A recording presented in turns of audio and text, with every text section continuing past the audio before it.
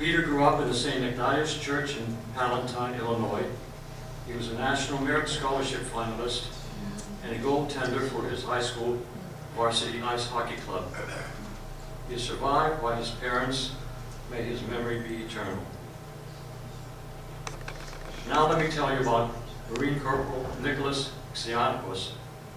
Nicholas grew up in the St. George Church, Cape Cod, Massachusetts.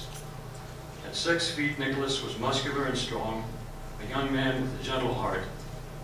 In high school, he excelled in football and baseball. At Camp Lejeune, he was always the first to make sure young Marines minded their manners around women, insisting they use the formal ma'am. After completing a tour of duty in Iraq, Nick volunteered to go to Afghanistan. On July 23, 2009, at age 21, Nick lost his life in Helmand Province rescuing a fellow Marine when his Humvee hit a roadside bomb. Now listen to this. The Marine Nick rescued was also a Greek American. May Nick's memory be eternal. Ladies and gentlemen, please welcome Nick's father, Stephen, Deputy Police Chief of the Cape Cod Police Force, who joins us today as we honor Nick's memory.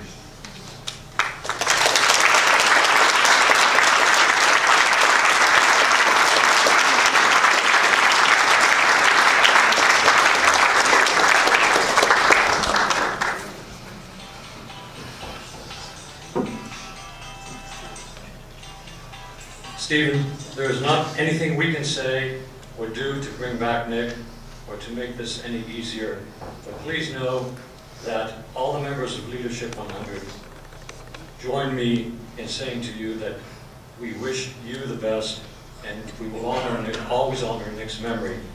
And in so doing, we would like to present to you this icon.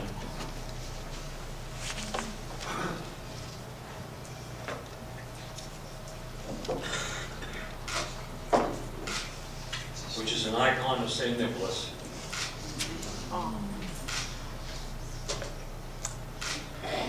Nick will always be in our memory.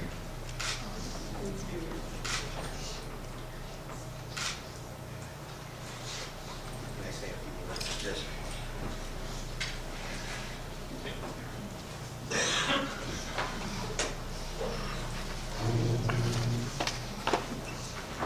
Please be seated.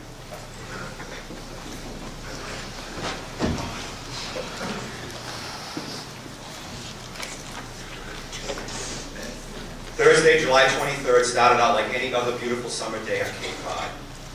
I hit the gym at 5:30 a.m. and went to work at 7. I wrote a letter to Nick and put it in the package that included a t-shirt that the members of the Yarmouth Police Department had just created to honor the 5 fallen warriors from Cape Cod. I also enclosed a media release about the Ride for the Fallen that we were doing on Saturday. I proudly placed the Marine Corps sticker on it and put it in the mail. At around 1 p.m., a good friend of mine called and told me that one of the American flags that I had put on the highway overpass had broken loose and was waving in the wind. I immediately drove to the bridge and pinned it back up. Little did I know that at that exact same time, my son was fighting for his life in a combat tent in southern Afghanistan. At approximately 7:30 p.m., I received a phone call from a fellow Yarmouth police officer asking me to come to the police station. He would not tell me why, and I started to feel sick. I knew it had something to do with Nick. As I raced to the station, I prayed that he was only hurt. When I arrived and I saw all of my fellow officers waiting, I knew it was bad. And then when I saw the 2 Marines, I knew. I knew the worst that had happened, but I couldn't believe what they were saying. All of my worst nightmares had come true. I just wanted it to go away. I kept thinking it just couldn't be true. Maybe they made a mistake. A sound came out of me, and then I don't remember much else. But after I got back up, the best that I could, I was driven to my home.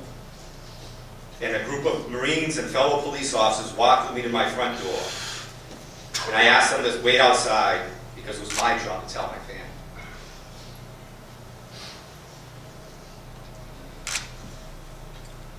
I walked in the front door and I saw my wife Lisa in the kitchen making pancakes. My son Alex was in the dining area laughing and joking with his friends. My twin daughters Elizabeth and Ashlyn were in the family room listening to music. The whole family was together and having fun. And I purposely waited for a few seconds to capture that moment, because I knew once I spoke, our lives would be changed forever. My wife looked at me and asked what was wrong, and I couldn't speak. All I could say, I'm sorry, it's Nick. Like many of his fellow Marines, Nicholas was a peacemaker who chose to make a difference by serving and protecting people in need all over the world. He fought for the love of freedom of his family, his friends, his hometown of Yarmouth, all the free people in our great country of the United States, and for the millions of now free people in the countries of Iraq and Afghanistan. But most of all, he fought for his fellow Marines. Like the thousands of others, many of you are in this room today, that bravely fought for our country, Nick was the epitome of a true American hero. He was brave and proud and loyal to the principles of freedom and the dream of peace. Nick's life was one of immense promise, tragically ended too soon. But when he last spoke with us 2 weeks before his death, he said, "Don't worry, Mom, I'm living the dream." His short life was not without purpose, and he fulfilled his dream of being a Marine. In just 3 years, Corporal Exaros earned the following awards: the Meritorious Mass for Outstanding Performance, the Good Conduct Medal, Navy and Marine Corps Achievement Medal, National Defense Medal, Navy Unit Citation, Iraqi Campaign Medal, Afghanistan Campaign Medal, Sea Deployment Ribbon, the Combat Action Ribbon, and the Purple Heart. On the day that Nick met President Obama, Obama spoke of great sacrifices, stating, quote, "Each of you has your own story, and that story is now part of the history of the United States of America, a nation that exists only because of free men and women have bled for it, from the beaches of Normandy to the deserts of Anbar, from the mountains of Korea to the streets of Kandahar. You teach us that the price of freedom is great. Your sacrifice should challenge us all, every single American, to ask, what can we do to be better citizens?" I ask every one of you here today to remember what our President said. Remember the sacrifices of Nicholas and Jonathan and Jeremy and all the other Marines that died with Nicholas. Each one of them was brave enough to volunteer to make a difference. They volunteered to fight for our freedom and for the peace of the people of Iraq and Afghanistan. And they volunteered to fight to protect their fellow Americans in our great country. Freedom is in the sure possession of those alone who have the courage to defend it. God bless our brave warriors. God bless our great country.